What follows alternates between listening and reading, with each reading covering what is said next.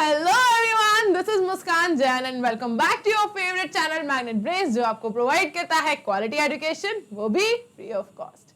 आज हम स्टार्ट करने वाले हैं मॉलिक्यूलर बेसिस ऑफ इनहेरिटेंस के अंदर सेकंड लेक्चर। इससे पहले मैं आपको complete introduction, complete chapter overview हम वहां पर डिस्कस कर चुके हैं। सारे ही टॉपिक्स हम डिस्कस कर चुके हैं जो इस चैप्टर के अंदर आते हैं, ठीक है। और उन सबका आपस में इंटर रिलेशन एंड जितना भी इंपॉर्टेंट आपके लिए इंफॉर्मेशन था अबाउट द इंट्रोडक्शन पार्ट, वो हम वहां पर कवर कर चुके। आज हम स्टार्ट कर रहे हैं इस चैप्टर का मॉलिक्यूलर बेसिस ऑफ इनहेरिटेंस का फर्स्ट टॉपिक, द डीएनए, जिसके अंदर हम पढ़ेंगे इसकी पॉलीन्यूक्लियोटाइड चेन का स्ट्रक्चर, ठीक है। अब ये पॉलीन्यूक्लियोटाइड क्या है, अगर आपको सुन के बहुत ज्यादा हैवी लग रहा है तो कृपया घबराएं नहीं। अगर आपने इंट्रोडक्शन पार्ट नहीं देखा है तो ये तो नहीं कहूंगी कि कोई बात नहीं, ठीक है, चुपचाप जाके देख लो, ठीक है। और अगर ठीक है इसके लेक्चर के बाद देखने वाले हो तो भी ये लेक्चर आपको समझ आ जाएगा, ठीक है। जब हम स्टार्ट करेंगे तो मैं आपको टर्म्स से इंट्रोड्यूस करवा दूंगी। पहले मैं आपको ये चीज बता दूं कि अगर आपने पहला लेक्चर नहीं देखा है, अगर इंट्रोडक्शन नहीं सुना है, तो पहली बात तो जाके देख लेना। और इंपॉर्टेंट बात यह है कि ये जो यूनिट है ये आपका मैक्सिमम वेटेज कैरी करती है, तो भैया कृपया विशेष ध्यान यहां पर दिया जाए, ठीक है। और कंसिस्टेंसी के साथ सारे लेक्चर्स को देखा जाए। कंसिस्टेंसी ब्रेक नहीं होनी चाहिए, बस ये इकलौती चीज है जो मैं आपके साइड से चाहती हूं। कंसंट्रेशन और कंसिस्टेंसी इस चैप्टर में एटलीस्ट ब्रेक ना हो, अदरवाइज जो फ्लो है वो टूट जाएगा। जो मैं चीजों को आसान बनाने की कोशिश करूंगी वो जो है थोड़ी सी मुश्किल वापस से हो जाएंगी, ठीक है ना। ये वैसे ही ये जो चैप्टर है ये बहुत डिफरेंट है अपने आप में, ठीक है। इसके सारे टर्मिनोलॉजी बहुत डिफरेंट है, इसकी अप्रोच बहुत डिफरेंट है, इसके टॉपिक्स बहुत डिफरेंट है ना। ये आपको बाकी सारे टॉपिक्स की तरह नहीं लगता है ना। बाकी जो ह्यूमन लाइफ की जितनी भी प्रोसेसेस आप पढ़ते हो, ह्यूमन लाइफ या प्लांट लाइफ के बारे में आप पढ़ते हो, है ना, कि लाइफ प्रोसेसेस के बारे में आप पढ़ते रहते हो बायोलॉजी के अंदर, भाई ये थोड़ा सा ट्रैक से, उन सारी ट्रैक से डिफरेंट है, अपने आप में एक अलग चैप्टर है। तो इसके लिए प्लीज एक स्पेशल अटेंशन दे, ठीक है। अगर ये स्पेशल अटेंशन, ठीक है, कंसिस्टेंसी और कंसंट्रेशन आपने बना के रखा तो ये तो बात तय है कि इस चैप्टर की कोई भी चीज ऐसी नहीं होने वाली जो आपको समझना है, ठीक है ना। रेफरेंस और लिमिटेशंस मैंने आपको प्रीवियस लेक्चर में बता दिए थे, एक बार फिर से रिवाइज करवा दूं कि रेफरेंस एनसीईआरटी होने वाला है और वही लिमिटेशन है, उससे बाहर कुछ नहीं है। फॉर बोर्ड्स आल्सो, ठीक है, चाहे कोई भी बोर्ड आपका हो या फिर नीट भी अगर आप चाहो तो भी आप पूरा बिल्कुल ब्राउज करके सर्च मार के रिसर्च मार के देख लो, कहीं पर भी इससे बाहर, एनसीईआरटी से बाहर ये वाला चैप्टर नहीं जाता, ठीक है ना। तो मेरे साइड से तो मैंने आपको क्लियर कर दिया है, चाहो तो एक बार जाके रिसर्च करके देखो, बिल्कुल देखो, कोई दिक्कत की बात नहीं है, कहीं नहीं मिलेगा इससे बाहर, ठीक है। स्टार्ट करते हैं डीएनए को पढ़ना। जैसा कि मैंने बताया था, डीएनए ही वो बेसिक यूनिट है, डीएनए ही वो मॉलिक्यूल है जिसके बेस पर इनहेरिटेंस की प्रोसेस होती है, ठीक है। आपके एंसेस्टर्स आपको सिर्फ जायदाद ही नहीं, वो आपको जेनेटिक कैरेक्टर्स भी देते हैं। जायदाद दे देते हैं वो आपको किस बेसिस पर? करेंसी के बेसिस पर, राइट ना। लेकिन आपको जो जेनेटिक कैरेक्टर्स मिलते हैं उनका बेसिक यूनिट क्या बोले तो डीएनए। क्या है बेसिक यूनिट? डीएनए। डीएनए से ट्रांसफर होते हैं ना कैरेक्टर्स, डीएनए के थ्रू होते हैं कैरेक्टर्स, डीएनए के अंदर होती है वो जेनेटिक इंफॉर्मेशन। तो डीएनए के अंदर ऐसा क्या है? हाँ, डीएनए के अंदर ऐसा क्या? डीएनए के अंदर पूरा का पूरा मटेरियल ही क्या है, बना कैसे है डीएनए, यही तो पढ़ना है। यही तो आज का टॉपिक है, यही तो आज का टॉपिक है कि डीएनए एक लॉन्ग पॉलीमर है, छोटू छोटू नहीं है, ठीक है। और बना है किसका? डीऑक्सीराइबोन्यूक्लियोटाइड्स का। इतना लंबा नाम कुछ नहीं है यार, समझो समझो समझो समझो समझो समझो। देखो डीएनए जो है ना, इस टर्म को ब्रेक कर लें सबसे पहले, ठीक है। इस टर्म को मैंने आपको स्ट्रेटेजी फर्स्ट वीडियो में बता दी थी। एनसीईआरटी रीडिंग पहले होगी, ठीक है, जो अपन बाकी चैप्टर्स पढ़ते थे ना, ठीक है। अपने कौन सा चैप्टर, सेक्सुअल रिप्रोडक्शन की अगर मैं बात करूं, ठीक है, फ्लावरिंग प्लांट का, या मैं बात करूं ह्यूमन रिप्रोडक्शन की, तो ये मैंने आपको कैसे पढ़ाए हैं? पहले मैंने फ्लो चार्ट बनवाए हैं, हैंड रिटन, राइट। उसके बाद हम एनसीईआरटी रीडिंग करते थे, ये हमारा अप्रोच था। आज ऐसा नहीं है, इस चैप्टर में पूरे में ऐसा नहीं है। इस चैप्टर में पहले रीडिंग, देन कंक्लूजन का, ठीक है, पूरा जो समरी है उसका एक्सट्रैक्ट, ठीक, ये अप्रोच है।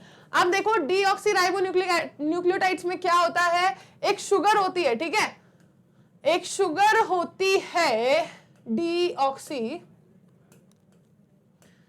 हाँ, डीऑक्सीराइबोज, ठीक है, डीऑक्सीराइबोज होती है, ठीक। कैसी शुगर है ये? It is the pentose sugar, it is the pentose sugar, ठीक है। पेंटोज शुगर होती है, डीऑक्सीराइबोज ही नहीं, एक और होती है, एक और होती है, मैं दोनों बता देती हूँ यार, देखो घाई घाई में छोड़ना नहीं है अपन को, दोनों देख लेते हैं। सी, एक तो ना ये कलर्स पे मत जाना, ठीक है, ऐसा मेरी कोई गलती नहीं है, ये अपने आप चेंज होता है, ये आपको पता है अगर आप मेरी क्लासेस रेगुलरली लेते हो, ठीक है ना, आपको पता है कि मेरी क्लास में जादुई शक्तियां काम करती हैं और जादुई शक्तियों पे मेरा कोई बस नहीं है, ठीक है। ये राइबोज शुगर है, ठीक है, ओके, ठीक है। तो डीऑक्सीराइबोज एंड राइबोज, अब ये दो मैं कहां से क्या निकाल के आ गई, एक टर्म के पीछे पड़ गई मैम, आप तो आगे तो बढ़ी ही नहीं, एक ही लाइन में मतलब क्या निकल के आ गया ये। अरे ये सिर्फ इस लाइन के लिए नहीं है, ये पूरे चैप्टर में काम आएगा, यहाँ जो मैं बताने वाली हूँ, ठीक है।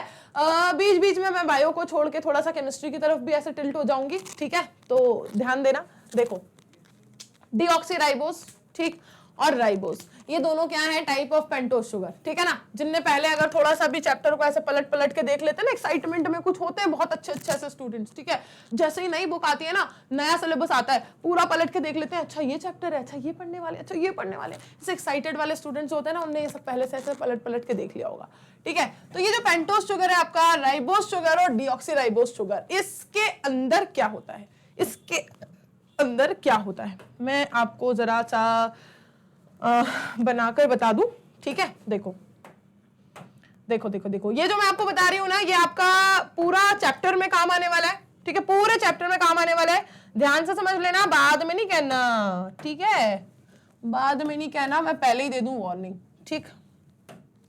सी, पेंटोज शुगर, ठीक है, पेंटोज शुगर बोला मैंने। अब ये पेंटो वर्ड से क्या समझ आया आपको कि कुछ 5 का रिलेशन है इसमें, पेंटो से इतना समझ आया ना, टेट्रा मतलब 4 होता है, पेंटा मतलब 5 होता है, ट्राया मतलब 3 होता है, डाया मतलब 2 होता है, मोनो मतलब 1 होता है, इतना तो पता है ना। तो ये पेंटा का मतलब 5, क्या क्या 5, शुगर, अच्छा कुछ 5 वाला स्ट्रक्चर होगा इसका, ठीक है, शुगर का कुछ 5 वाला स्ट्रक्चर होगा। देखो एक केमिकल कंपाउंड में बना रही हूं, ध्यान से समझना, मैं आपको बना के बता रही हूं, ठीक है, डीऑक्सीराइबोज और राइबोज का स्ट्रक्चर बना के बता रही हूं ताकि आप समझ पाओ कि इन दोनों के बीच में बेसिक डिफरेंस क्या है, ठीक है। इस बेसिक डिफरेंस को समझने के लिए हम इनका स्ट्रक्चर बना रहे हैं, बनाने की कोशिश कर रहे हैं, ऐसा कह सकते हो, ठीक है, ताकि अच्छा ना बने तो मैं बचा सकूं अपने आप को, ठीक है, बनाने की कोशिश कर रही हूं, ठीक। देखो सबसे पहले देखेंगे यहां पर होता है, ठीक है, बाद में वैलेंसी थोड़ी देर के लिए ये समझ लो केमिस्ट्री पढ़ रहे हो, ठीक है, क्योंकि केमिकल फॉर्मूला पढ़ रहे हैं, ठीक ठीक ठीक। ये मैंने बनाया क्या, इसका पेंटोज शुगर का फ्रेम, बिल्कुल मैंने स्ट्रक्चरल बना दिया उसका थोड़ा थोड़ा। अब इसमें मैं आपसे कह रही हूं कि सबके बॉन्ड्स एक बार देख लो यार, प्रॉपर बन रहे हैं या नहीं, है ना। वैलेंसी पहले सेटिस्फाई कर लेते हैं। देखो ऑक्सीजन की तो हो गई, ऑक्सीजन की वैलेंसी 2 होती है ना, ठीक है ना, थोड़ा बहुत केमिस्ट्री देखते हैं अपन भी, है ना। इसके पास कितनी वैलेंसी होती है, 2, ठीक है, सेटिस्फाइड। कार्बन की नहीं है मैम, कार्बन को 2 और चाहिए, इसको भी 2 और चाहिए, इसको भी 2 और चाहिए, और इसको भी 2 और चाहिए, क्योंकि कार्बन की वैलेंसी तो पता है मैम 4 होती है, पता है ना 4 होती है। एक तो फ्री का हाइड्रोजन बांट दो, वैलेंसी सेटिस्फाई करनी है ना। कैसे बनता है इसका स्ट्रक्चरल पूरा फॉर्मूला, देखो एक तो फ्री का हाइड्रोजन बांट दो सबको, ठीक है, एक हाइड्रोजन बांट दिया, अभी भी एक बचा है, इस पे क्या बांट दो, एक हाइड्रोक्साइल ग्रुप बांट दो, ठीक है, एक हाइड्रोक्साइल ग्रुप बांट दो, ठीक है, यहां हो गया। देखो इनको अगर ब्रेक करोगे तो इनकी वैलेंसी भी सेटिस्फाइड है, इस ऑक्सीजन का एक बॉन्ड यहाँ है, एक हाइड्रोजन से है ना, हाइड्रोजन को तो एक ही चाहिए, सेटिस्फाइड है। यहां पर एक नया कंपाउंड ऐड होगा CH2OH, ठीक है, यहां पर CH2OH ऐड होता है। इस तरीके से ये जो मैंने स्ट्रक्चर बनाया है, इस स्ट्रक्चर में एक बस लास्ट चीज और बतानी बाकी है कि यहां पर ये जो कार्बन है इनका नंबर लिख लो भाई, ये first carbon, second carbon, third carbon and fourth carbon, ठीक है, इनका नंबर लिख लो। अब मुझे ना सेम टू सेम एक और बनाना है, क्यों बनाना है बताती हूँ। देखो क्योंकि मुझे 2 शुगर बतानी है ना आपको, दोनों पेंटोज शुगर बतानी है, तो मैं सेम टू सेम एक और बना रही हूँ, ठीक है, मैं सेम टू सेम एक और बना रही हूँ। अब देखना मैं सेम बना भी रही हूं या कहीं कोई डिफरेंस कर दिया मैंने, ठीक है, ध्यान से देखना, ठीक।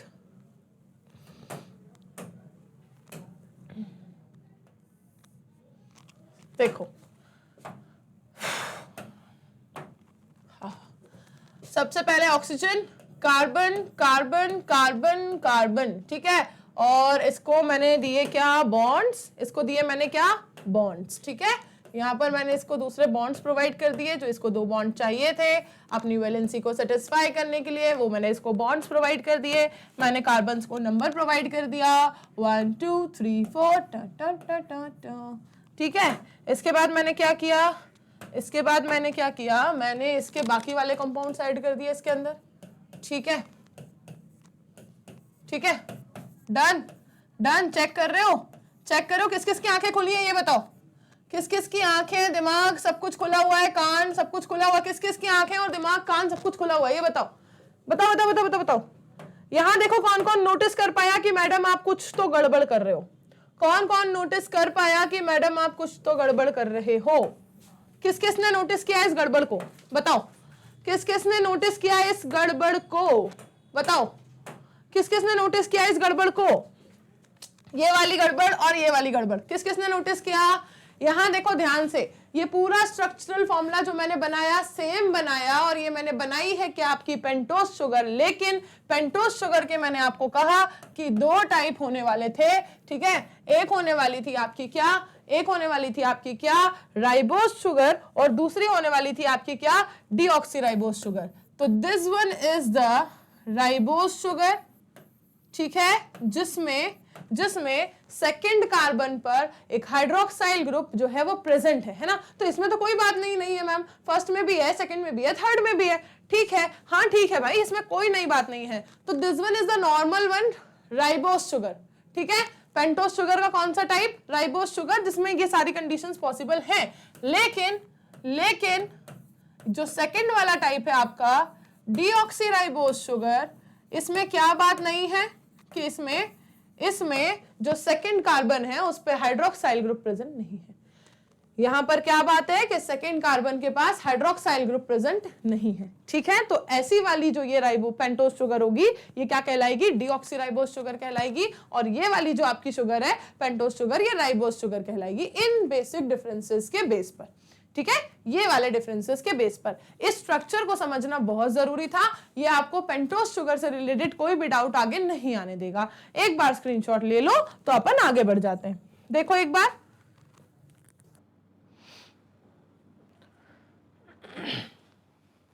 चलो यहां तक क्लियर ना, ये वाला स्क्रीनशॉट ले लिया सबने कि राइबोस शुगर कौन सी है और डीऑक्सीराइबोस शुगर कौन सी है। ठीक है, आ जाते हैं अपने टॉपिक के ऊपर वापस से, कि यहां पर हम डिस्कस कर रहे थे भाई डीएनए जो है एक लॉन्ग पॉलीमर है, जो कि क्या है भाई, डीऑक्सीराइबोन्यूक्लियोटाइड्स का पॉलीमर। ठीक है, इसका मतलब वो वाले न्यूक्लिक एसिड, डीएनए आरएनए ये सब क्या है, न्यूक्लिक एसिड है ना, वो वाला न्यूक्लिक एसिड जिसके अंदर कौन सी शुगर है, डीऑक्सीराइबोस शुगर है। डीऑक्सीराइबोस शुगर के साथ न्यूक्लियोटाइड्स भी होते हैं जो अभी इसके बाद आप पढ़ोगे। ठीक है ना, तो डीऑक्सीराइबोस शुगर वाला आपका कौन सा है, डीऑक्सीराइबोन्यूक्लिक एसिड डीएनए, जिसमें राइबोस शुगर होगी वो होगा आपका राइबोन्यूक्लिक एसिड आरएनए। ठीक है, उसमें कौन सी शुगर होगी, राइबोस शुगर। यहां तक आपको शुगर का स्ट्रक्चर तो समझ आ गया। ठीक है, आगे की कहानी पढ़ते हैं। ये स्ट्रक्चर जहां जहां काम आता जाएगा फिर अपन इसको वापस से रिवाइज करते चलेंगे। ठीक है ना, रिवीजन इस चैप्टर में बहुत इंपॉर्टेंट रोल प्ले करने वाला है, तो इसको भूलने का नहीं। ठीक है, आ जाओ।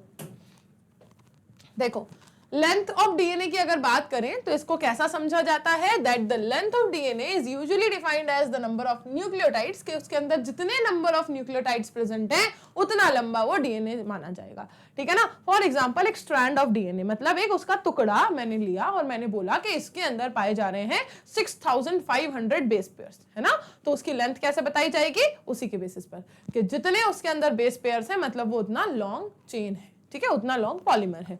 ठीक, कैसे बताया जाएगा, बेस पेयर्स के बेसिस पर, कितने उसके अंदर नंबर ऑफ न्यूक्लियोटाइड्स है। न्यूक्लियोटाइड क्या है, न्यूक्लियोटाइड कुछ नहीं है, a pair of nucleotide referred to as the base pair. ठीक है, इसीलिए मैं बेस पेयर कह रही हूं। ठीक है, न्यूक्लियोटाइड्स कैसे होते हैं, पेयर्स में प्रेजेंट होते हैं। ये पेयरिंग, बेस पेयरिंग सब आप पढ़ने वाले हो। ठीक है, तो ये जो पेयर्स प्रेजेंट होते हैं इन्हीं को कहते हैं क्या, न्यूक्लियोटाइड। क्या कहते हैं, न्यूक्लियोटाइड कहते हैं। ठीक है, तो जितने नंबर ऑफ न्यूक्लियोटाइड प्रेजेंट होंगे उसके बेसिस पर उसकी लेंथ होगी। ठीक है, इसी को कहते हैं क्या, ऑर्गेनिज्म की एक कैरेक्टरिस्टिक के उसके अंदर क्या प्रेजेंट होते हैं। ठीक है, कितने बेस पेयर प्रेजेंट है इसके बेसिस पर फिर उस ऑर्गेनिज्म को बताया जाता है कि ये वाला ऑर्गेनिज्म जो है इसके अंदर इतना ज्यादा मटेरियल ऑफ डीएनए प्रेजेंट है, इसके पास इतना ज्यादा जेनेटिक मटेरियल प्रेजेंट है, इसकी एक सेल के अंदर इतना जेनेटिक मटेरियल प्रेजेंट है। इसके बेसिस पर ऑर्गेनिज्म को भी कैरेक्टराइज किया जाता है। ठीक है, जैसे अगर हम कुछ ऑर्गेनिज्म का एग्जाम्पल लें कि बैक्टीरियोफेज। ठीक है, तो बैक्टीरियोफेज के पास कितना डीएनए है, समझो कितना उसके पास जेनेटिक मटेरियल है, उसके पास क्या है। ठीक है ठीक है। एक बैक्टीरियोफेज है, कौन सा वाला आपके पास 5174, इसके पास 5386 न्यूक्लियोटाइड्स है, ठीक है, ये नंबर इसका हो गया। दूसरा बैक्टीरियोफेज लैम्डा की बात यहां पर कर रहे हैं, ठीक है, इनको अपन हाईलाइट कर लेते हैं, ठीक है। एक बैक्टीरियोफेज कौन सा है, एक बैक्टीरियोफेज कौन सा है आपका, बात करें अगर हम, एक बैक्टीरियोफेज आपका ये, ठीक है, 5174, अरे भाई यार मतलब मान जाओ यार, जादुई शक्ति हो मत करो ऐसे। सी ये 5174 की बात अगर हम कर रहे हैं तो इसके पास कितने बेस पेयर्स, 5386, ठीक है। और अगर मैं बात करूं किसकी, बैक्टीरियोफेज लैम्डा की, तो लैम्डा के पास कितने बेस पेयर्स, 48502, ठीक है ना, बेस पेयर्स। और अगर हम बात करें ई कोलाई की, किसकी बात कर रहे हैं हम नेक्स्ट, ई कोलाई की बात हम कर रहे हैं, ठीक है। तो ई कोलाई के पास कितने 4.6 into 10 to the power 6 base pair पाए जाते हैं। अब आप यहीं से समझ पा रहे हो कि कौन कितना धीरे धीरे करके बड़ा ऑर्गेनिज्म की तरफ बात जा रही है। इसका जेनेटिक मटेरियल कम, इसका और ज्यादा, ठीक है ना, ऑर्गेनाइजेशन का अंदाजा लगा पा रहे हो। अब जब बात होगी एट लास्ट फिर ह्यूमन डीएनए की, तो ह्यूमन डीएनए में देख लो भाई, सबसे देखो 3.3 into 10 to the power 9 base pair, ये किसकी बात हो रही है, ह्यूमन डीएनए की, ठीक है ना। तो एक ऑर्गेनिज्म को उसके बेस पेयर के बेसिस पर भी कैरेक्टराइज किया जाता है कि उसके अंदर कितने number of base pairs present हैं, ठीक है। बेस पेयर का मतलब क्या, न्यूक्लियोटाइड का पेयर। अब न्यूक्लियोटाइड क्या है अगर ये भी जानना है तो थोड़ी सी सब्र करो, पढ़ेंगे, ठीक है। Let us discuss the structure of such a long polymer. अब आप देखने वाले हो कि ये जो इतना लॉन्ग पॉलीमर है इसका स्ट्रक्चर एग्जैक्टली कैसे होता है, कैसे बनता है, ठीक है ना। इसी को आप पढ़ोगे किस टॉपिक के अंदर, that the structure of a polynucleotide chain. एक पॉलीन्यूक्लियोटाइड की चेन जो है उसका स्ट्रक्चर कैसे वर्क करता है, उसकी क्या बैकबोन है जिसकी वजह से वो टिकी रहती है अपनी स्ट्रक्चर में, किन यूनिट्स से मिलकर वो बनती है, ठीक है, वो यूनिट्स का स्ट्रक्चर कैसा है, सब कुछ पढ़ते हैं। सी let us recapitulate the chemical structure of a polynucleotide chain, ठीक है, जिसे डीएनए या आरएनए कहते हैं, ठीक है। जो पॉलीन्यूक्लियोटाइड चेन है वो क्या हो सकती है, या तो डीएनए की होगी या आरएनए की होगी, यही दो होंगे। अब इसके अंदर क्या क्या होते हैं ध्यान से समझते चलना। अभी जो मैंने आपको पेंटोज शुगर बता दी ना, ठीक है, अब वो आपको बिल्कुल पूरे लेक्चर में, पूरे चैप्टर में काम आएगी। एक न्यूक्लियोटाइड, ठीक है, एक न्यूक्लियोटाइड डीएनए हो या आरएनए हो, उसमें 3 कंपोनेंट्स होते हैं, ठीक है, उसमें 3 कंपोनेंट्स होते हैं। सबसे पहला होता है उसका नाइट्रोजनस बेस, 3 कंपोनेंट्स होते हैं। सबसे पहला होता है उसके अंदर नाइट्रोजनस बेस, ठीक है, 3 कंपोनेंट्स होते हैं। सबसे पहला होता है उसके अंदर नाइट्रोजनस बेस, दूसरी होती है उसके अंदर एक पेंटोज शुगर, ठीक है, राइबोज होगी किस केस में, आरएनए के केस में, और डीऑक्सीराइबोज होगी डीएनए के केस में। तीसरा होता है उसके पास एक फॉस्फेट ग्रुप, ठीक है। अब ये तीनों ही चीजें जो मैंने बोली इन्हें आप यहां पर चेक कर सकते हो। ये जो तीनों ही चीजें मैंने बोली, देखो एक न्यूक्लियोटाइड, ठीक है, चाहे वो न्यूक्लिक एसिड कोई सा भी हो, डीएनए हो, आरएनए हो, किसी का भी वो चेन हो, ठीक है, उसके अंदर 3 चीजें प्रेजेंट होंगी, 3 जो ग्रुप्स उसके प्रेजेंट है, कंपोनेंट उसमें प्रेजेंट है। सबसे पहले कंपोनेंट की अगर हम बात करें, बेस की अगर बात करें, ठीक है, तो एक नाइट्रोजनस बेस कह रहे हैं ना, ये देखो नाइट्रोजन दिखा रहा है आपको, नाइट्रोजनस बेस मतलब वो वाला बेस जिसमें नाइट्रोजन वाला कंपाउंड है, ठीक है। तो एक नाइट्रोजनस बेस प्रेजेंट होता है उसके पास। दूसरा उसके पास एक पेंटोज शुगर प्रेजेंट होता है। यहां पर सिर्फ बेस, शुगर और फॉस्फेट लिखा है। अब ये कौन सा वाला होता है ये नहीं लिखा, जैसे बेस कौन सा होता है, नाइट्रोजनस बेस होता है ना। शुगर कौन सी होती है, पेंटोज शुगर होती है, ठीक। और फॉस्फेट ग्रुप, एक फॉस्फेट ग्रुप होता है, दिख रहा है फॉस्फेट, है ना, दिख रहा है फॉस्फेट, दिख रहा है नाइट्रोजन, दिख रहा है ये इसका पूरा पेंटोज शुगर का स्ट्रक्चर। यहां पर आपको उन्होंने जानबूझकर, ठीक है, यहां पर उन्होंने आपको ये दिखाया हुआ है, ठीक है, हाइड्रोजन का स्ट्रक्चर ठीक है, सॉरी, यहां पर आपको दिखाया हुआ है हाइड्रोक्साइल ग्रुप, ठीक है, सेकंड कार्बन पे। ये हाइड्रोक्साइल ग्रुप प्रेजेंट होने का मतलब क्या हुआ सेकंड कार्बन पे, बताओ। सेकंड कार्बन पे हाइड्रोक्साइल ग्रुप इसमें प्रेजेंट है, तो इसका मतलब क्या हुआ, ये डीएनए है या आरएनए है। अगर हाइड्रोक्साइल ग्रुप प्रेजेंट है तो फिर क्या था, अभी बताया था मैंने स्ट्रक्चर बना के। अगर हाइड्रोक्साइल ग्रुप प्रेजेंट है तो वो क्या होगा, राइबोज शुगर होगी या डीऑक्सीराइबोज होगी। नॉर्मल कंडीशन में सबसे पहले वाली थी कौन सी थी, राइबोज शुगर। समझ गए बात, ठीक है। जो स्ट्रक्चर आपने पढ़ा ना वो आपको कैसे हेल्प करेगा मैं ये बता रही हूँ। नेक्स्ट देखो, there are 2 types of nitrogenous bases, ठीक है। राइबोज शुगर 2 तरह की है, ये आप पढ़ चुके।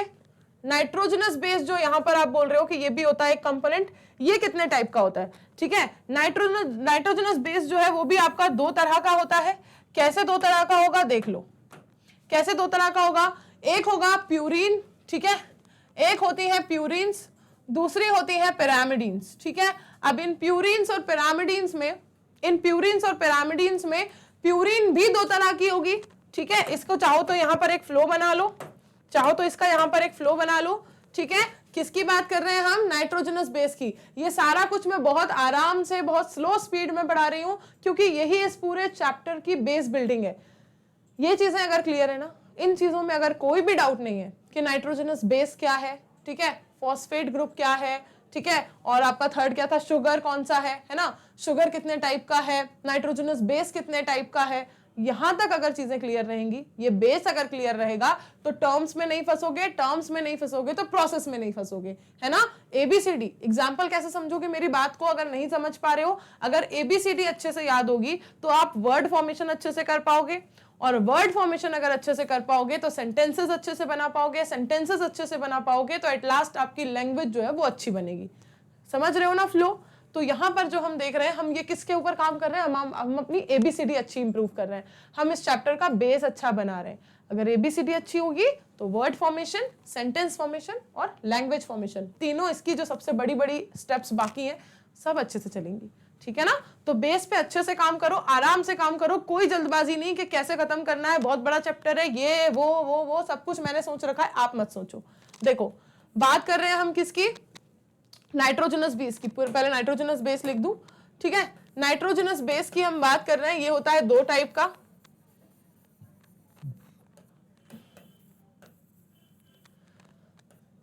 ये नाइट्रोजनस बेस होगा आपका दो टाइप का, ठीक है, प्यूरिन्स और पिरामिडीन्स, ठीक। प्यूरिन्स होंगी इसके अंदर, और क्या होंगे, पिरामिडीन्स होंगे, ठीक है ना। प्यूरिन्स और पिरामिडीन्स जो होंगे, ये प्यूरिन्स भी आगे जाके दो टाइप के होंगे, ठीक है। प्यूरिन्स भी दो तरह के होते हैं।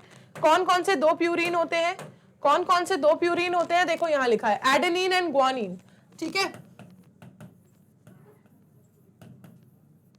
एडेनिन एंड ग्वानिन, ठीक। और दो पिरामिडीन्स की बात अगर करोगे तो क्या लिखोगे, दो पिरामिडीन्स की अगर बात करोगे तो क्या लिखोगे, हाँ, साइटोसिन। मुझे पता है आप बोलोगे कि मैम एक और भी तो है, मैम एक और भी तो है, मैं उसे कभी भी अलग से नहीं लिखवाऊंगी, ठीक है, मैं उसे कभी भी अलग से नहीं लिखवाऊंगी, ठीक। देखो कैसे लिखेंगे, थाइमीन है, ठीक है, थाइमीन को ही ऑब्लिक करके पूरा बोर्ड खत्म हो गया है, जगह नहीं बची है, पर मैंने लिख दिया है, देख लेना, ठीक है। थाइमीन के बाद देखो ऑब्लिक करके मैंने यूरेसिल लिखा है, ताकि हमेशा के लिए ये माइंड में क्लियरिटी रहे कि थाइमीन और यूरेसिल एक साथ नहीं होते, ठीक है। 36 का आंकड़ा है दोनों का, एक अगर है तो दूसरा उस पार्टी में नहीं जाएगा, ठीक है ना। जिस पार्टी में अगर एक प्रेजेंट है तो दूसरा नहीं जाएगा, दोनों का आंकड़ा चलता है 36 वाला, समझ रहे हो। ये दोनों हमेशा एक साथ नहीं होते, जिस जगह पर थाइमीन है वहां यूरेसिल नहीं होता, तो इस बात को हमेशा याद रखना। एडेनिन, ग्वानिन, साइटोसिन, इन तीनों को कोई दिक्कत नहीं है, ये थाइमीन के साथ भी पार्टी करेंगे, ये यूरेसिल के साथ भी पार्टी करेंगे, लेकिन थाइमीन और यूरेसिल किसी एक की जगह पर एक ही जाएगा, ठीक है, अगर दूसरा है तो वो नहीं जाएगा। समझे बात। अब ये कौन सी पार्टी की बात चल रही है, ये चल रही है कौन सी पार्टी, अपनी कहां गई पार्टी, पार्टी कहां गई, ये रही पार्टी, ये रही पार्टी। देखो डीएनए और आरएनए, अगर डीएनए की पार्टी है, अगर पार्टी किसने दी है, डीएनए ने, तो कौन जाएगा इनमें से बताओ। ये तीनों तो सब जगह जाएंगे, ये तीनों तो हर पार्टी में जाएंगे, ये तीनों हर पार्टी में जाएंगे, इनमें से कौन जाएगा, इनमें से कौन जाएगा, मैं नहीं बता रही, मैं नहीं बता रही, ठीक है, मैं नहीं बता रही, मैं इसको कंटिन्यू करती हूं यहां से, अपने आप समझोगे। देखो यहां तक हो गया था, साइटोसिन जो है वो कॉमन है, ठीक है ना, साइटोसिन जो है वो कॉमन है डीएनए के लिए भी, आरएनए के लिए भी। थाइमीन प्रेजेंट होता है डीएनए में, मतलब आंसर मिल गया। डीएनए की पार्टी होगी तो कौन जाएगा, थाइमीन, डीएनए की पार्टी होगी तो कौन जाएगा, थाइमीन। थाइमीन अगर है तो उससे लड़ाई करने वाला दूसरा कौन है, यूरेसिल, वो नहीं जाएगा, ठीक है। फिर कौन जाएगा, फिर कौन जाएगा, दूसरी पार्टी होगी किसकी, आरएनए की, ठीक है। डीएनए की पार्टी में हमेशा फिक्स है थाइमीन ही जाता है, ठीक है, और आरएनए की पार्टी होगी तो कौन जाएगा, यूरेसिल जाएगा, कौन जाएगा, यूरेसिल जाएगा, ठीक है। ये तीनों सबकी में जाएंगे, ये तीनों डीएनए के में भी जाएंगे, ये तीनों आरएनए में भी जाएंगे, लेकिन इनके साथ जो चौथा जाएगा वो कौन होगा, डीएनए के केस में थाइमीन और आरएनए के केस में यूरेसिल। क्लियर इतनी बात, डीएनए के केस में थाइमीन और आरएनए के केस में यूरेसिल, बाकी तीन सेम, ठीक है। ये 4 मेंबर्स हो गए, ये चारों हैं क्या, नाइट्रोजनस बेसिस, ये हैं क्या, नाइट्रोजनस बेसिस, ठीक है। 2 टाइप है आपके प्यूरिन के अंदर कैटेगराइज्ड और 3 है आपके पिरामिडीन के अंदर कैटेगराइज्ड, ठीक है। कोई पूछेगा कि प्यूरिन कितने होते हैं नाइट्रोजनस बेसिस में, तो होते हैं 2, और पिरामिडीन कितने होते हैं, तो होते हैं 3। लेकिन अगर एक कंपाउंड की बात करें, ठीक है, एक मॉलिक्यूल की बात करें, तो डीएनए में कितने नाइट्रोजनस बेसिस होंगे, 4, और आरएनए में कितने होंगे, 4, क्योंकि ये 2 कभी एक साथ रह नहीं रहे, समझे ना, कितने होंगे, दोनों में 4-4 ही होंगे। डीएनए में होंगे कौन कौन, adenine, guanine, cytosine, thymine. RNA में होगा कौन, adenine, guanine, cytosine, uracil. Clear इतनी बात, क्लियर इतनी बात। ये छोटी छोटी चीजों से जब रिलेटेड क्वेश्चन आते हैं और वो भी अगर हमसे गलत हो जाए तो बहुत बहुत बहुत मतलब बहुत बहुत ज्यादा ही बुरा लगता है यार, इतनी छोटी सी चीज पे कैसे गलती कर सकते हो। सिंपल सी बात है कि जब दोनों का 36 का आंकड़ा है, दोनों एक पार्टी में नहीं जा सकते, तो इसमें हम कैसे गलती कर सकते हैं। हाँ, एक बार बस समझ लो कि भाई इनकी लड़ाई है, ये नहीं जाएंगे एक साथ। अब देखो, a nitrogenous base is linked to the OH of first carbon of pentose sugar, ठीक है। देखो मैंने कार्बन के नंबर बताए थे ना, मैंने कहा है ना वो जो स्ट्रक्चर आपने बनाया है बिगनिंग में, वो स्ट्रक्चर चैप्टर के लास्ट तक काम आएगा, लास्ट तक काम आएगा। अच्छे से उसको बढ़िया सा सुंदर सुंदर सा बना के इस चैप्टर का जो सबसे पहला स्टिकी नोट होगा ना, वो यही बनाना, ठीक है। राइबोस शुगर का क्या, ये दोनों स्ट्रक्चर, ठीक है, डीऑक्सीराइबोस और राइबोस, ठीक, पेंटोस शुगर का स्ट्रक्चर, ठीक, ये बना लोगे। उसके बाद सेकंड स्टिकी नोट क्या बनाओगे, सेकंड स्टिकी नोट यही बनाओगे, ठीक है। Nitrogenous base, purines, pyrimidines, adenine, guanine, cytosine, thymine. Thymine का लड़ाई किससे, यूरेसिल से।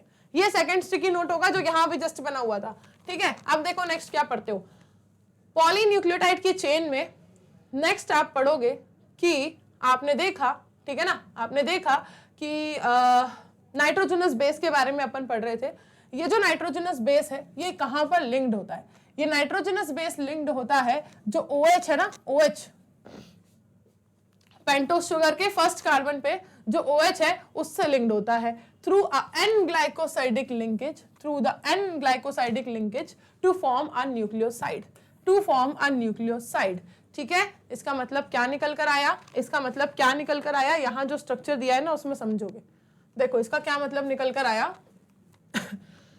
देखो यहां पर जो बात हो रही है, यहां पर सॉरी, ठीक है, ये जो बात हो रही है कि जो नाइट्रोजनस बेस है वो किससे लिंक्ड है भाई, हाइड्रोक्साइल ग्रुप से। कौन से वाले शुगर के, पेंटोस शुगर के फर्स्ट कार्बन पे। देखो नाइट्रोजनस बेस कहां लिंक्ड है, पेंटोस शुगर के फर्स्ट कार्बन पे जो OH ग्रुप है, ठीक है, OH ग्रुप जो है उसकी बात कर रहे हैं, उससे नाइट्रोजनस बेस लिंक्ड है, ठीक है। देखो यहाँ पे कौन सा वाला लिंक्ड है, एडेनिन, ठीक है। यहाँ पे दूसरा और कौन सा लिंक्ड हो सकता है, गुआनिन, साइटोसिन, थायमीन, ठीक है, ये सब लिंक्ड हो सकते हैं, ठीक। अब ये कैसे, कब, कौन सा लिंक होता है, ये सब आपको धीरे धीरे करके 1 बाय 1 पढ़ना है, सब कुछ एक साथ नहीं पढ़ते, ठीक है। देखो nitrogenous base is linked to the OH of first carbon pentose sugar, pentose sugar के पहले कार्बन से लिंक्ड होगा एक नाइट्रोजनस ग्लाइकोसाइडिक लिंकेज से। नाइट्रोजनस ग्रुप है तो नाइट्रोजन का ही लिंकेज होगा, नाइट्रोजन ही लिंक फॉर्म करेगा टू फॉर्म अ न्यूक्लियोसाइड। और जब उसमें, ठीक है, जब एक नाइट्रोजनस बेस में, ठीक है, जब एक नाइट्रोजनस बेस में क्या ऐड हो जाएगा, क्या ऐड हो जाएगा, यहां पर ये आपका नाइट्रोजनस ग्रुप ऐड हो जाएगा, ठीक है ना। नाइट्रोजनस ग्रुप जब ऐड हो जाएगा तो वो क्या कहलाएगा, न्यूक्लियोसाइड, ठीक है। जैसे कि वो न्यूक्लियोसाइड क्या बनेंगे फिर, ठीक है, एडेनिन, गुआनिन, साइटोसिन, थायमीन थे ना, जब वो आके इस बेस से पेंटोस शुगर से लिंक हो जाएंगे तो फिर वो क्या कहलाएंगे, जो आपके एडेनिन, गुआनिन, साइटोसिन, थायमीन है, जब ये आके आपके पेंटोस शुगर से लिंक हो जाएंगे नाइट्रोजनस बॉन्ड बना के, तो ये कहलाएंगे क्या, एडिनोसाइन, ठीक है, या डीऑक्सी एडिनोसाइन, ठीक है। और दूसरा क्या, ठीक है, ये आपको समझ आ रहा है ना किस केस में बात हो रही है और क्यों लगा है। आरएनए के केस में एडिनोसाइन, डीएनए के केस में deoxy adenosine, then guanosine, deoxy guanosine, cytidine या फिर डीऑक्सी साइटिडीन, यूरिडीन या फिर डीऑक्सी थाइमिडीन। देखो यहां पर डीऑक्सी यूरिडीन नहीं हुआ, क्यों, क्योंकि डीएनए के केस में यूरेसिल होता ही नहीं है, ये तो आरएनए के केस में होता है, तो आरएनए के केस में यूरिडीन बनेगा और डीएनए के केस में डीऑक्सीथाइमिडीन बनेगा क्योंकि डीएनए के पास थाइमीन होता है। क्लियर। नेक्स्ट देखो, when a phosphate group is linked to OH of 5 carbon, ठीक है, 5th कार्बन का जो हाइड्रोक्साइल ग्रुप है, इससे जब एक फॉस्फेट ग्रुप अटैच होता है, देखो यहां पर, देखो यहां पर ये 5th कार्बन पे क्या अटैच हुआ, पहले कार्बन पे क्या अटैच हुआ था, नाइट्रोजनस ग्रुप, पांचवें कार्बन पे क्या अटैच हो गया इसका, क्या अटैच हो गया इसका, फॉस्फेट ग्रुप। ठीक है, अब देखो कहां थे हम, यही तो थे, आगे थे मैम, यहां थे। ठीक है, तो जब ये फॉस्फेट ग्रुप अटैच होगा फिफ्थ कार्बन पे न्यूक्लियोसाइड के थ्रू द फॉस्फोएस्टर लिंकेज, ठीक है, फॉस्फेट वाला जो बॉन्ड है उसको क्या कह रहे हैं ना, और नाइट्रोजन वाला जो बॉन्ड है उसको क्या कह रहे हैं, इसको याद रखना, इन टर्म्स में कंफ्यूज मत होना। नाइट्रोजनस कंपाउंड जब ऐड हो रहा है तो उसको क्या कह रहे हैं, एन ग्लाइकोसाइडिक लिंकेज। ठीक है, नाइट्रोजनस ग्लाइकोसाइडिक लिंकेज। ठीक है, ये टर्म्स याद रखना, ये टर्म्स ना खेल कर जाते हैं आगे जाके। ठीक है, एन ग्लाइकोसाइडिक लिंकेज है, और दूसरा आपका क्या है, फॉस्फेट के केस में क्या हो रहा है,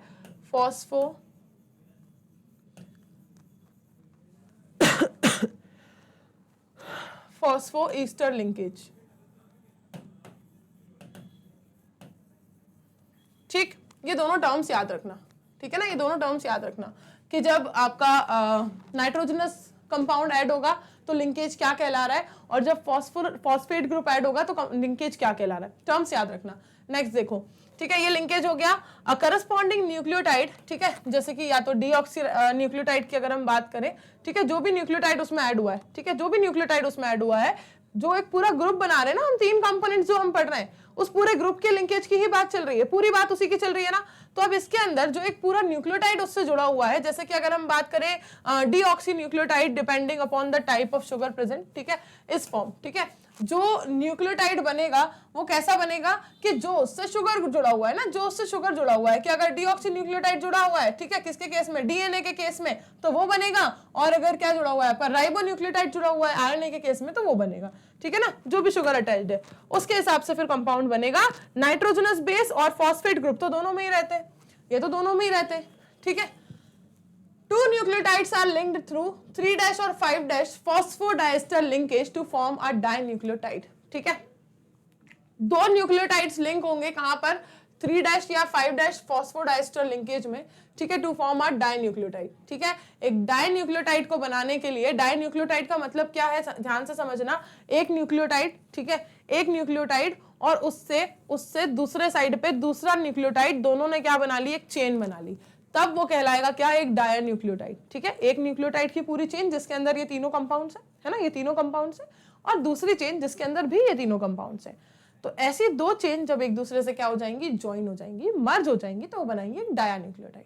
क्या बनाएंगी, एक डायन्यूक्लियोटाइड को बनाएंगी। अब ये जो डायन्यूक्लियोटाइड बनेगा, ये दोनों चेन जो कंबाइन होंगी वो किस तरह से होंगी, देखो, ये जो दो न्यूक्लियोटाइड्स लिंक होते हैं 3' to 5' फॉस्फोडाइस्टर लिंकेज में, ये बनाते हैं एक डायन्यूक्लियोटाइड, और फिर जो इनसे एक चेन बनती है पूरी की पूरी, ठीक है, more nucleotides can be joined in such a manner to form a polynucleotide chain. ठीक है, अब ये जो एक पॉलीन्यूक्लियोटाइड की चेन बन रही है, ठीक है, ये पूरी की पूरी जो एक चेन बनती जा रही है, इसका मैं आपको डायग्राम पहले दिखा दूं तो आपको क्लियर हो जाएगा। देखो ये चेन कैसे बन रही है, ऐसे बन रही है, समझो, ये पूरा एक ग्रुप है जिसके अंदर क्या है, पेंटोज शुगर है ना, पेंटोज शुगर, उससे क्या जुड़ा हुआ है, इसका फॉस्फेट ग्रुप जुड़ा हुआ है। ठीक है, ये पेंटोज शुगर, उससे जुड़ा है उसका फॉस्फेट ग्रुप और उसका नाइट्रोजनस बेस, है ना, ये जुड़ा हुआ है। अब ये जो नाइट्रोजनस बेस है, आपको पता है ना क्या क्या है इसमें, प्यूरिन पिरामिडिन में से कोई भी एक होगा। ठीक है, एडेनिन ग्वानिन साइटोसिन थायमिन, कोई भी एक होगा एक बार में, सारे थोड़ी होंगे, तो वो जुड़ा हुआ है यहाँ पर, ये इसका फॉस्फेट ग्रुप और ये इसकी पेंटोज शुगर, यही तीन कंपोनेंट से मिलकर एक बना है, इन तीन कंपोनेंट से ही एक न्यूक्लियोटाइड बना है। अब एक न्यूक्लियोटाइड फिर दूसरे से अटैच हुआ, ठीक है, कहां पर किस पॉइंट पर अटैच होता है, ये देख लो, कहां पर किस पॉइंट पर अटैच होता है एक न्यूक्लियोटाइड दूसरे न्यूक्लियोटाइड से, ये इसका 3' एंड है। ठीक है, ये इसका 3' का मतलब उसके कार्बन का नंबर चल रहा है, जो कार्बन का नंबर हमने दिया था वो कार्बन नंबर चल रहा है। ठीक है, ये 3' एंड चल रहा है।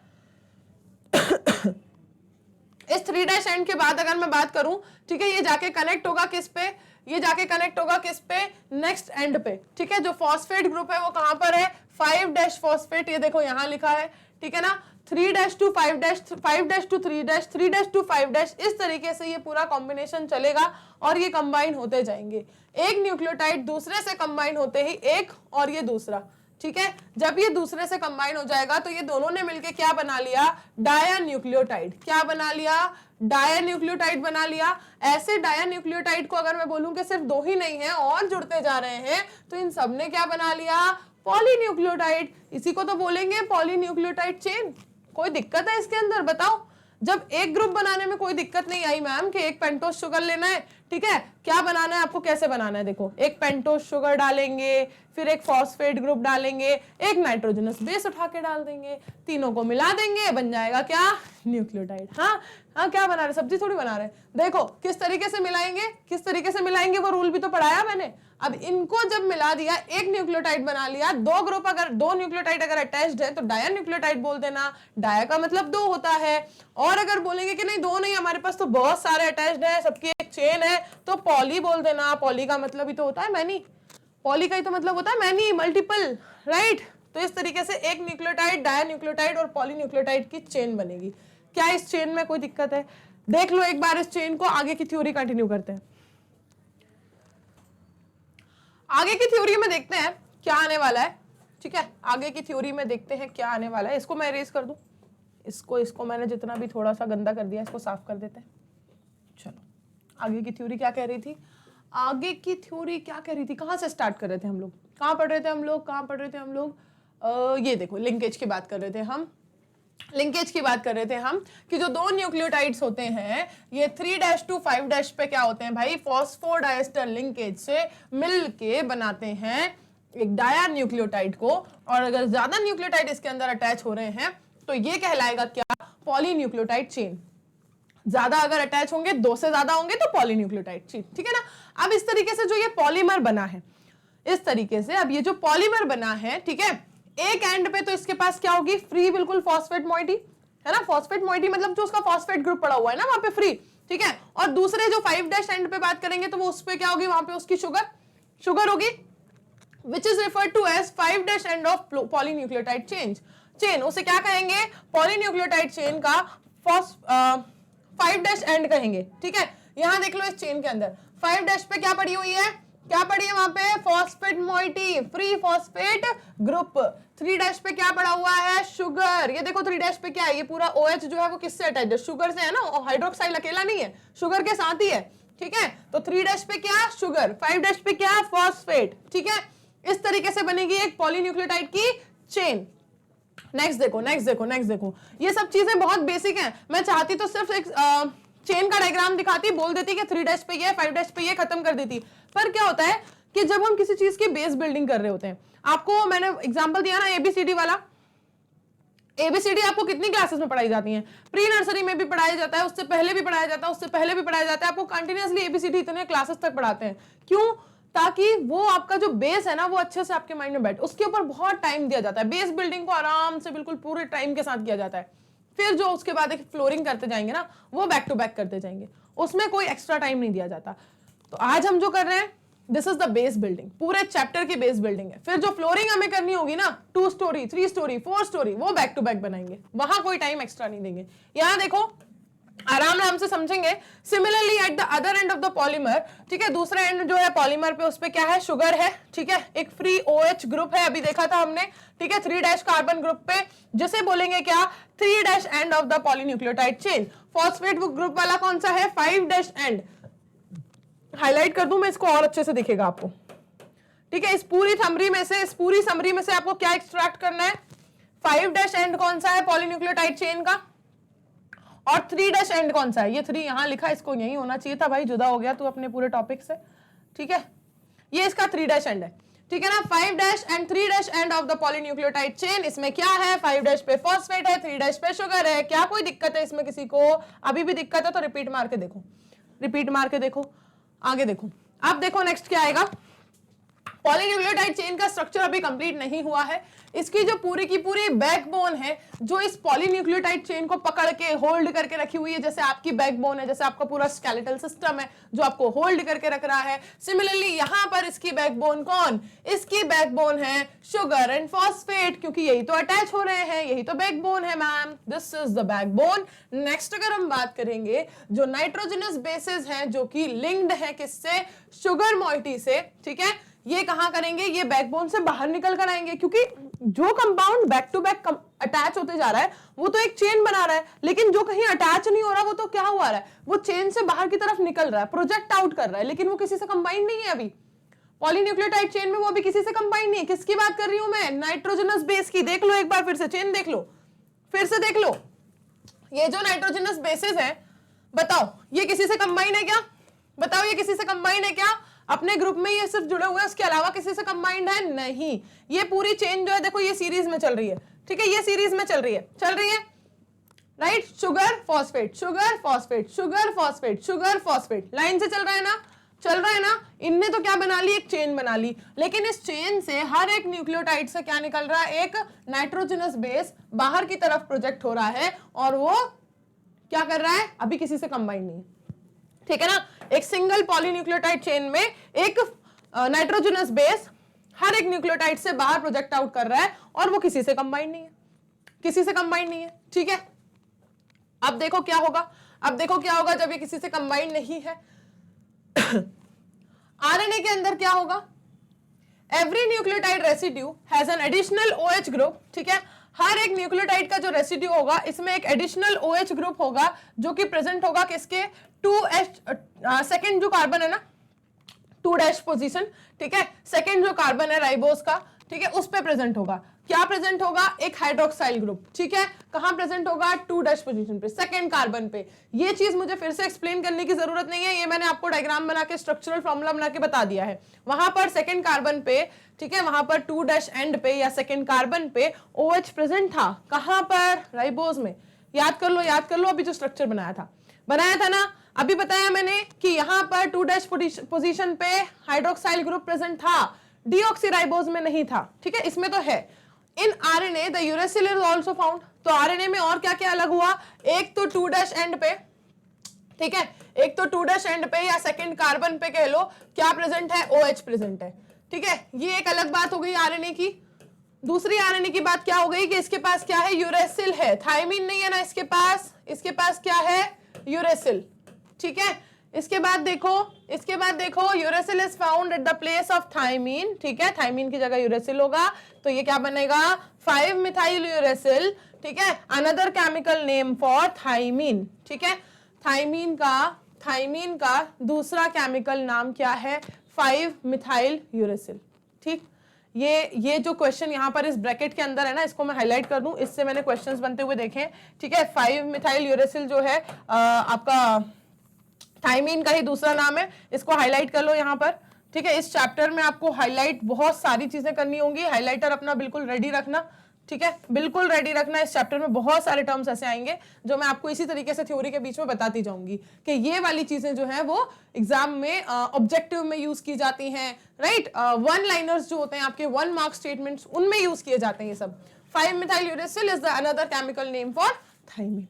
कितना कितना कितना क्लियर, कितना क्लियर ये बताओ, कितना क्लियर ये बताओ। थोड़ा सा और बचा है पॉलीन्यूक्लियोटाइड चेन, थोड़ा सा और बचा है, कुछ इसकी हिस्ट्री पढ़नी बाकी है, बिल्कुल थोड़ा सा बचा है, देखो पढ़ते हैं, थोड़ा सा और बचा है। सी, डीएनए एक एसिडिक सब्सटेंस होता है, ठीक है। अगर आपने मेरी सुपर 30 सीरीज देखी है जिसके अंदर मैंने पूरा आपका मिड टर्म एग्जाम का प्रिपरेशन उसके अंदर करवाया हुआ है, उस सुपर 30 सीरीज में ये चीजें हमने डिस्कस की। ये जो केमिकल फॉर्मूला मैंने बना के दिखाया आपको राइबोस शुगर का, ये भी वहां पे डिस्कस किया हुआ है। और डीएनए एसिडिक क्यों होता है और आरएनए, ठीक है, डीएनए एसिडिक क्यों होता है, और जो हिस्टोन है, ठीक है, हिस्टोन है वो कैसा होता है, उसका एसिडिक नेचर होता है या बेसिक होता है, ये सारी चीजें भी वहां पर भी डिस्कस की हुई हैं। तो जो स्टूडेंट्स आप सुपर 30 भी देख रहे हो और यहाँ पर भी पढ़ रहे हो तो आपको ये सारी चीजें रिवाइज लगेंगी, फर्स्ट टाइम कुछ नहीं सुन रहे हो आप इनमें से, ठीक है ना। देखो डीएनए क्या होता है भाई, एक एसिडिक सब्सटेंस होता है जो कि प्रेजेंट होता है न्यूक्लियस के अंदर, ठीक है। अब इस बात को सबसे पहले किसने आइडेंटिफाई किया था,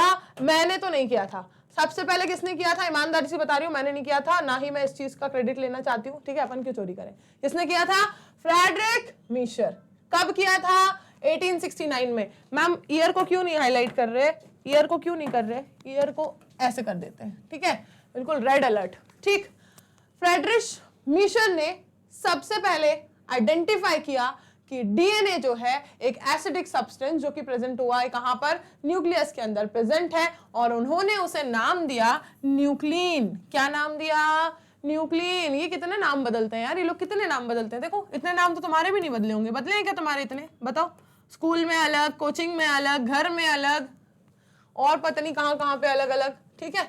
देखो however due to technical limitation in isolating such a long polymer intact, the elucidation of structure of DNA remained elusive for a very long period of time। जो इतना लॉन्ग पॉलीमर ये है, ठीक है, पॉलीन्यूक्लियोटाइड चेन तो अपन देख ही चुके हैं, इतना लॉन्ग पॉलीमर है। तो जब पहली बार इसको आइडेंटिफाई किया गया था कि ये एक न्यूक्लिक एसिड है ना, न्यूक्लियस के अंदर प्रेजेंट होता है, पहली बार जब इसको आइडेंटिफाई किया, किसकी बात चल रही है हम, मीशर की बात कर रहे हैं, ठीक है, जब इन्होंने सबसे पहले आइडेंटिफाई किया, तो इतनी लॉन्ग चेन ऑफ पॉलीमर को पूरा आइडेंटिफाई कर पाना, पूरी तरीके से स्टडी कर पाना, क्या वन गो में होने वाली प्रोसेस थी? नहीं हो सकती थी ना। एक बार में बिल्कुल एक ही अटेम्प्ट में सारा पूरा स्टडी हो गया होगा, ऐसा पॉसिबल है क्या? नहीं है। तो ऐसा नहीं हुआ, ठीक है, ऐसा नहीं हुआ, ठीक है। ये काफी लॉन्ग पीरियड ऑफ टाइम तक इसके ऊपर क्या चली, रिसर्च चली, इसके ऊपर स्टडीज चली और एक्सपेरिमेंट्स हुए, ठीक है, इसकी डिस्कवरी होती रही काफी टाइम तक, तब जाके ये पूरा डाटा जो है आपको इस तरीके से मिला है, जो आप आज इतनी इजीली पढ़ पा रहे हो, ठीक है। उसको पढ़ने में भी आपको इतनी मौत आती है, अरे ये तो इतना अलग चैप्टर है, ये तो बहुत अलग ही टर्मिनोलॉजी है, ये तो बहुत भारी चैप्टर है। अरे भाई एक बार तुम लोग इसको इस तरीके से सोचो, मैंने इंट्रोडक्शन में भी कहा था, इस तरीके से सोचो कि ये सारी डिस्कवरी अगर आपको करनी होती, कर पाते क्या?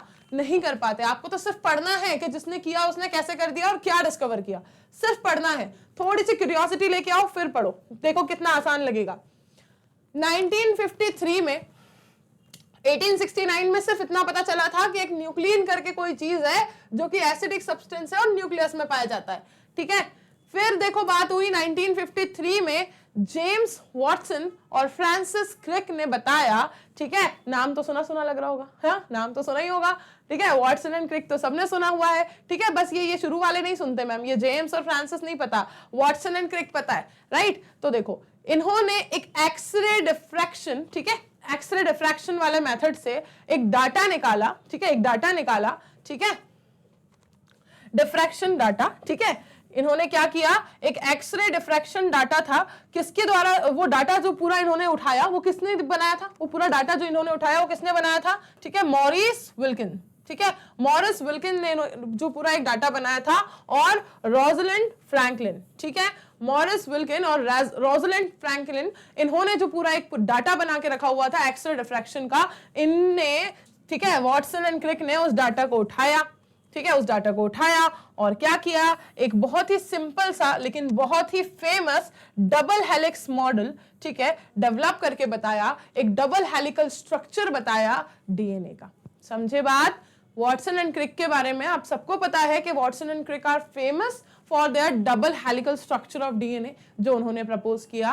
लेकिन साइंटिस्ट अपने काम में बहुत ईमानदार होते हैं, वो आप लोगों की तरह नहीं होते हैं कि इधर से उठाए नोट्स और बोल दिया ये तो मैंने बनाए, इधर से उठाया कुछ और बोल दिया ये तो मैंने किया, ठीक है, इसका प्रोजेक्ट उठाया, कॉपी मार दिया, मैम से बोला मैंने बनाया। आपकी तरह नहीं करते ये, ठीक है, ये जितनी भी तुम लोग कारस्तानियां करते हो, साइंटिस्ट ऐसा नहीं करते। साइंटिस्ट पूरी ईमानदारी से मानते हैं कि हमने ये जो पूरा का पूरा डाटा उठाया है, ये पूरा एग्जैक्टली बिल्कुल बिगनिंग से हमने नहीं बनाया, ये बनाया था किसने, बनाया था किसने, Morris Wilkin and Rosalind Franklin ने बनाया था। इस डाटा के बेसिस पर हमने एनालिस्ट लगाया अपना, और हमने अपनी थोड़ी सी मेहनत लगाई, ठीक है, बहुत ज्यादा जुगाड़ लगाई कि यार कैसे इसका स्ट्रक्चर एग्जैक्टली ये कैसे इतना स्टेबल हो पा रहा है, कोई तो स्ट्रक्चर होगा, कैसे ये इतना लंबा चौड़ा इतनी बिल्कुल लॉन्ग पॉलीमर होने के बाद भी एक स्टेबल स्ट्रक्चर को मेंटेन कर पा रहा है।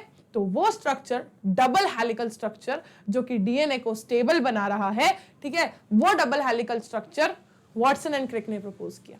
समझे बात? अब हम धीरे धीरे करके एग्जैक्टली डीएनए का स्ट्रक्चर कैसा होता है, उसका न्यूक्लियोटाइड कैसा होता है, न्यूक्लियोटाइड जो है उसके अंदर 3 ग्रुप कौन से थे, फिर उनसे कैसे डायन्यूक्लियोटाइड बना, पॉलीन्यूक्लियोटाइड की चेन बनी, structure of a polynucleotide chain हमने पढ़ लिया है। हम धीरे धीरे करके डीएनए के डबल हेलिकल स्ट्रक्चर की तरफ बढ़ रहे हैं।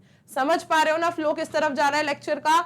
स्ट्रक्चर ऑफ पॉलीन्यूक्लियोटाइड चेन हमने कर लिया, अब हम बढ़ रहे हैं किस तरफ, डीएनए के डबल हेलिकल स्ट्रक्चर की तरफ, कि उसे किसने डेवलप किया, किसने उसकी डिस्कवरी की, तो की किसने, वॉटसन एंड क्रिक ने। किसके डाटा के बेसिस पर, विल्किन एंड फ्रैंकलिन के डाटा के बेसिस पर, ठीक है ना। ये काम किया था वॉटसन एंड क्रिक ने। अब ये जो डीएनए का डबल हेलिकल स्ट्रक्चर है, ठीक है, ये जो डीएनए का डबल हेलिकल स्ट्रक्चर है, ये एक डिफरेंट टॉपिक में आपको मैं पढ़ाऊंगी। यहां पर देखो इस टॉपिक में क्या क्या बाकी है, थोड़ा सा और बाकी है, देखते हैं। जो one of the hallmark of the preposition was base pairing between the two strands of polynucleotide chain. ठीक है, ये जो पॉलीन्यूक्लियोटाइड चेन मैंने आपको बताई है, मैंने क्यों बोला था कि यहां पर ये जो नाइट्रोजनस बेसेस है, ये जो नाइट्रोजनस बेसेस है, ये सब कैसे है, ये सब कैसे हैं, ठीक है, सब कैसे हैं, ये अभी सिंगल, ये सब के सब क्या हो जाएंगे, पेयरिंग करेंगे, अपना कपल बनाएंगे, ठीक है, सब मिंगल होंगे। अभी ये सारे के सारे सिंगल है इस पॉलीन्यूक्लियोटाइड चेन में। अब आप ये समझो कि जैसे ये एक पॉलीन्यूक्लियोटाइड चेन है, ऐसी एक और पॉलीन्यूक्लियोटाइड चेन अगर मैं इधर रख दूं, ठीक है, इस तरफ, और फिर उसके अंदर क्या हो, इसके अंदर क्या हो, जो दूसरे उसके नाइट्रोजनस बेसेस निकल रहे होंगे उस चेन से, वो वाले नाइट्रोजनस बेस और ये वाले नाइट्रोजनस बेस अगर आपस में पेयरिंग कर ले, अपना एक दूसरे का बॉन्ड बना ले, तो क्या आपको नहीं लगता कि ये जो है एक पूरी पॉलीन्यूक्लियोटाइड की चेन जो है वो कैसी हो जाएगी, कैसी हो जाएगी, कंप्लीटली पेयर्ड और कंप्लीटली स्टेबल हो जाएगी। क्यों? क्योंकि ये लोग तो अभी पेयर्ड है, फॉस्फेट और शुगर, लेकिन ये तो अनपेयर्ड बैठे हैं ना, ये तो बिल्कुल सिंगल घूम रहे हैं ना, इनको भी तो चाहिए पेयरिंग, इनको भी तो चाहिए इनका जोड़ा। जोड़ा कैसे मिलेगा, जब दूसरी पॉलीन्यूक्लियोटाइड चेन आएगी, ठीक है ना। डबल हेलिकल स्ट्रक्चर में क्या होता है, यही तो होता है, एक पॉलीन्यूक्लियोटाइड चेन, दूसरी पॉलीन्यूक्लियोटाइड चेन, और दोनों के नाइट्रोजनस बेसेस के बीच में पेयरिंग, क्या होती है, पेयरिंग, ठीक है। अब देखो, अब देखो, आप देखो, ये देखो, तो इस प्रीपोजिशन में क्या होगा, बेस पेयरिंग। बेस पेयरिंग किसके बीच में, जो पॉलीन्यूक्लियोटाइड चेन के दो स्ट्रैंड्स है ना, 5' to 3', दूसरा होगा 3' to 5', ठीक है। अब ये मैंने क्या बोला, अगर नहीं समझ आया तो होल्ड करो, बताती हूं। However, this preposition was also based on the observation of Erwin Chargaff, ठीक है। Erwin Chargaff ने भी एक इस तरह का ऑब्जर्वेशन किया था, ठीक है, उसी से इस चीज को भी डिराइव किया गया। मतलब आप समझ रहे हो कि ये चीजें धीरे धीरे धीरे करके डेवलप हुई हैं। ऐसा नहीं हुआ कि वन गो में वॉटसन एंड क्रिक आए और उन्होंने पूरा स्ट्रक्चर बता दिया, डीएनए का डबल हेलिकल स्ट्रक्चर, उन्होंने पूरी डिस्कवरी भी बता दी, बेस पेयरिंग भी बता दी। आधा अधूरा काम बाकी साइंटिस्ट ने किया हुआ था, लेकिन जो उसको पॉलिशिंग, उसको जो एक फाइनल टच जो दिया है, वो किसने दिया है, वॉटसन एंड क्रिक ने दिया है। किसने दिया है, वॉटसन एंड क्रिक ने दिया है, ठीक है। अब देखो यहाँ पर अरविंद चारगाफ ने इनकी जो प्रपोजिशन है ना, वो बता के रखी हुई थी, लेकिन उसी को इन्होंने और अच्छे से डिराइव करके, ठीक है, और अच्छे से डिराइव करके बताया that for double stranded DNA, ठीक है, जो रेशोज होंगे वो क्या होंगे, ठीक है, डबल स्टैंडर्ड डीएनए के अंदर फिर जो रेशोज होंगे वो क्या होंगे, किसके रेशो की मैं बात कर रही हूं, एडेनिन थाइमिन की, ठीक है, ग्वानिन साइटोसिन की, इन सब के रेशोज की हम बात कर रहे हैं कि ये कैसे बॉन्ड्स बनाएंगे, ठीक है, ये सारे न्यूक्लियोटाइड बेसेस जो हैं ये बॉन्ड्स कैसे बनाएंगे आपस में, इनके जो बॉन्ड्स होंगे, कौन सा नाइट्रोजनस बेस किसके साथ बॉन्ड बनाएगा, एडेनिन क्या सिर्फ ग्वानिन के साथ बना लेगा, या साइटोसिन के साथ बनाएगा, या थाइमिन के साथ बनाएगा, या यूरासिल के साथ बनाएगा, कौन किसके साथ बॉन्ड बनाएगा।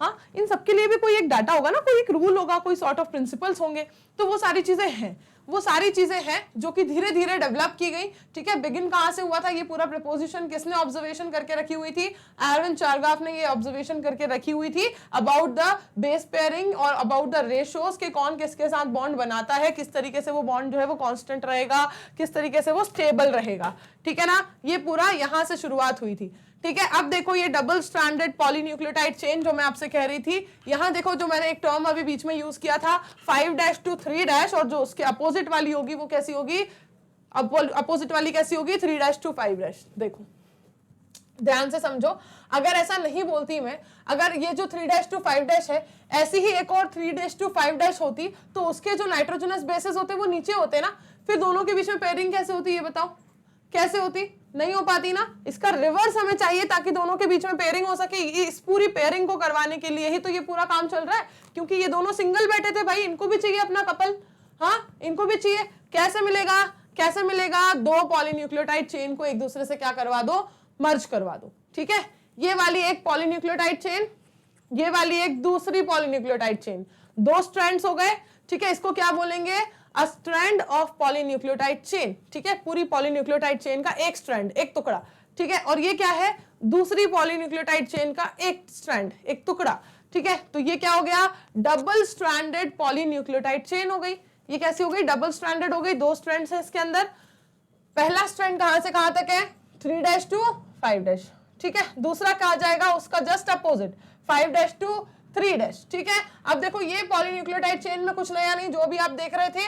अब यहाँ देखो ये जो नाइट्रोजनस बेसेस हैं ये क्या कर रहे हैं, आपस में पेयरिंग कर रहे हैं।